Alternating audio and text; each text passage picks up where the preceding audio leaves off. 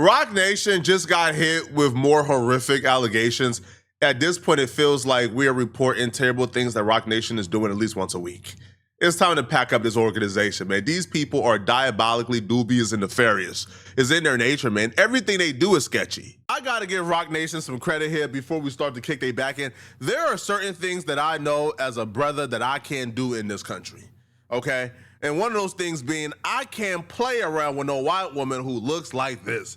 You gotta be a bold brother to think that you can play games with a white woman like this, man. She just looks like an HR appointment waiting to happen. Her name is Amy Huffman. Amy Huffman has been a CEO, a COO, among other titles in her career.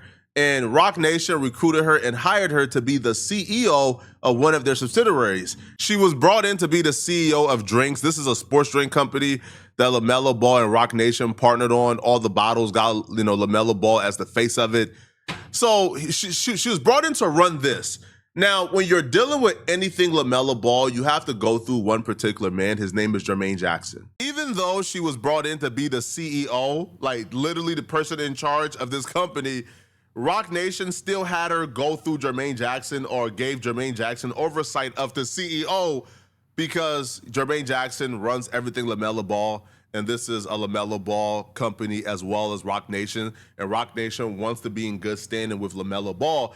So Jermaine Jackson had oversight. The relationship with Jermaine and Roc Nation and Desiree Perez started off very rocky. She had an open line of communication with Desiree Perez, but she would say Desiree Perez will stand by and pretty much allow for Jermaine to terrorize and harass her in the workplace. Here's an example of how weird Desiree Perez and Roc Nation is.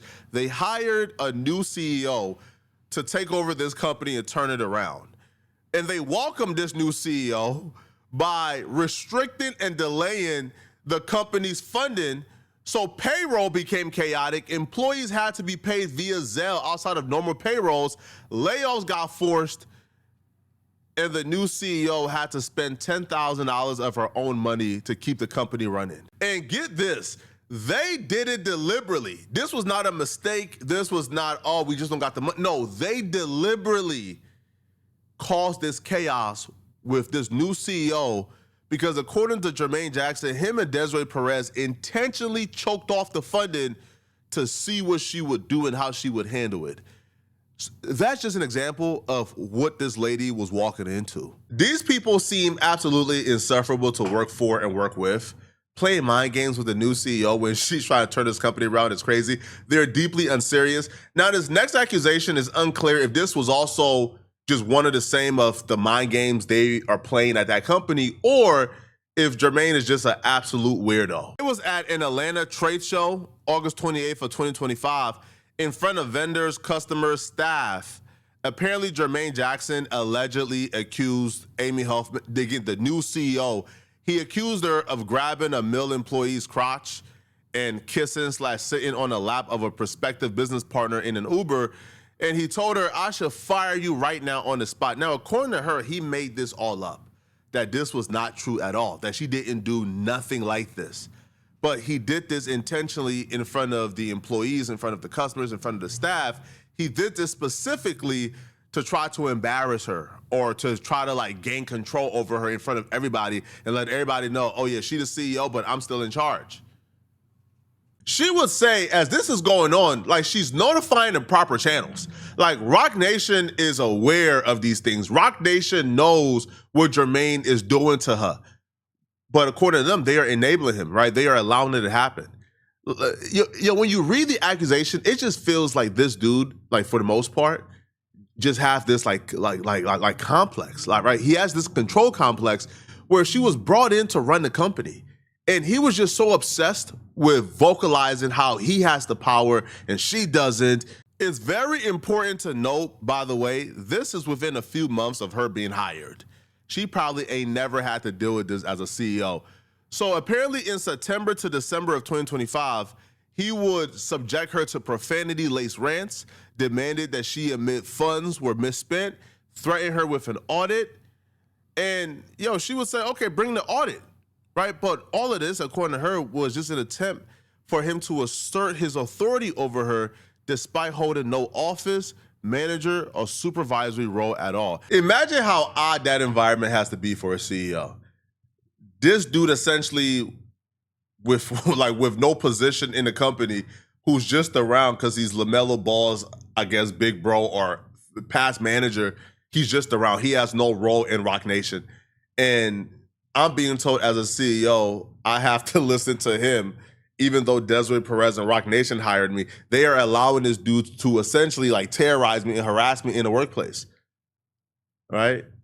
But again, it gets worse.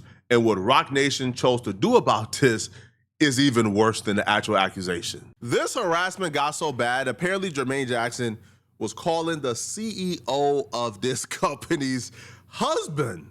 Okay, so apparently January 15, 2026. Now, I don't even know why this man thought he could play with this woman like this, bruh. Amy don't got the look of, I'ma tolerate this nonsense. So after a payroll blow up, Jermaine she's claiming, okay? So Jermaine called Amy's husband repeatedly. Then after reaching the husband in a 32-minute call, he accused Amy of cheating on the husband, of sleeping around to get business, firing an employee because he was black, and financial mismanagement, claiming he had photos. He then allegedly told an employee, all right, that her husband agreed with everything that he was saying on the call, which Amy is saying is false. The husband is saying is false. So not only did he call the husband, he came back to the office he has no business being in and began to tell employees who work for Amy, oh yeah, I called her husband and told her husband she'd be cheating on him, and the husband agreed with me. This is like, you see some of these lawsuits that have came against Roc Nation, and you just ask yourself, who in their right mind thought they was gonna get away with this? Like, who thought that they were gonna be able to do this with a woman like Amy, who has been a CEO before, a COO? Like, she is a career professional who understands how HR works. Like, it's her literal job to hire HR. You think you was gonna get away with it? Like I'm so confused how you thought you was gonna get away with this at all. This is absurd. But the worst part about it is, again, Roc Nation was apparently aware of all of this and did nothing. About a week, and this is where, by the way, he was telling people that this thing about her husband agreeing with her. About a week after he called the husband, he held a meeting with her employees without her being there, where he went through her direct reports. He criticized her spending $20,000 in marketing spend. He even told the employees that he'd rather pay 2 women to sleep with him than pay $20,000 in marketing. After calling her racist, he would also tell her employees, by the way, that an employee quit because she grabbed the employee crotch. A female employee came afterward and complained the meeting created a hostile work environment. So with Amy not being there, another employee complained, and you know what happened? Not a goddamn thing happened. After her employees complained about this is when she says, okay, this has to stop. This has to stop. So she went up the chain of commands at Roc Nation to lay a formal complaint about Jermaine. Again, this is a formal complaint. This is in writing. It's formal. After reporting everything to Roc Nation executives, Colin Brown, Alex Ingram, Berg, Colin Brown was promoted, I think, right after this as well to COO. So Roc Nation conducted no investigation, according to her. They interviewed no witnesses. And they even told her, hey, listen, man, can you wait until after the Grammys and the Super Bowl so Roc Nation isn't really hit with any complaints, so nothing can really give us bad PR? They told this woman to wait. Hey, listen, we know he's doing a lot of bad things to you, but can you wait before you make this too loud? And if that's not bad enough, not taking it seriously, you then go ahead and tell Jermaine, oh, by the way, bro, she's telling on you, like she's reporting you. You tipped him off to her complaints about him. And then the person who tipped him off, they get promoted to COO. Like they not to telling Jermaine this. What? Now, if the tipping off to Jermaine was not bad enough, some way, somehow, now she suspects that Roc Nation is behind this, but after she made the complaint to Roc Nation, Jermaine was able to then forward all of her Roc Nation emails to his personal email address so he could see all the messages that she was writing and messages that she was receiving. So if he was saying anything about him, he could see what she was saying and who she was saying it to and who she was reporting him to. Now, apparently he was doing this without her permission. And she believes that Roc Nation gave him access because how was he able to do this? Like, no, honestly, how are you able to do this? To where he was able to get all of her emails from Roc Nation, all of the emails. Clearly, Roc Nation must have been a part of this process. So the woman is being harassed. She notifies Roc Nation executives. They tell her to be quiet. Then they tell the perpetrator who's harassing her, and then potentially gave the perpetrator access to all her emails so the perpetrator can watch and observe who she's reporting him to. Yo, if she don't get 100 million from this, man, I'll be shocked, bro. They was auto-forwarding emails going to a confidential CEO email account for a multi-million-dollar company to an external iCloud. The people who are able to do this are people at the very top. So this man was in cahoots with people at the very top terrorizing their CEO. Who would do this? It sounds like they wanted her to quit or something, right? Now, on February 10th of 2026, he tried several things to get her to leave the company or to quit. So one, what he did was he told an employee, which by the way, it was recorded. So this is where they mess up at, right? Because all his conduct up until this point was not recorded.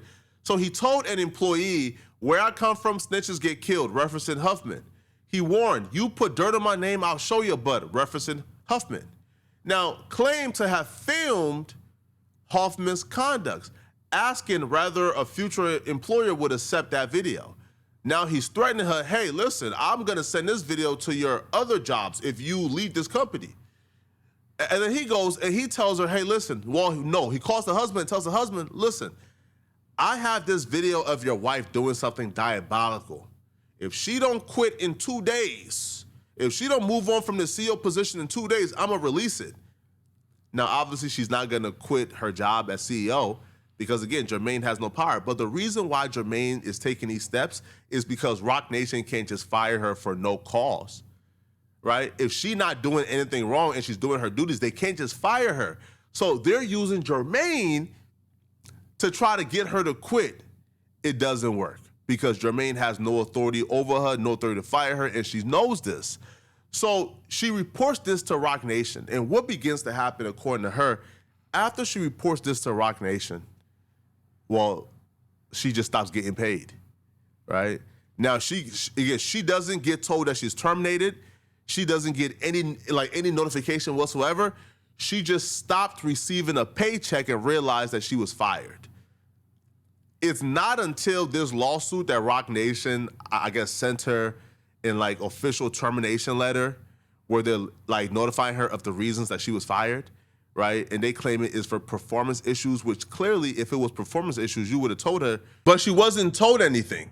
She just had to figure out that, well, she was fired because she wasn't getting paid anymore. That's wild. Yo, this is probably the most unprofessional environment this lady has ever worked in. Yo, she's have been CEOs of like a couple of companies, COOs. She's a professional businesswoman. Y'all recruit her and y'all like put her in like a circus. I can't imagine having to deal with that as a CEO. I can't imagine, yo, I'm responsible for people's payroll and I'm not even getting paid.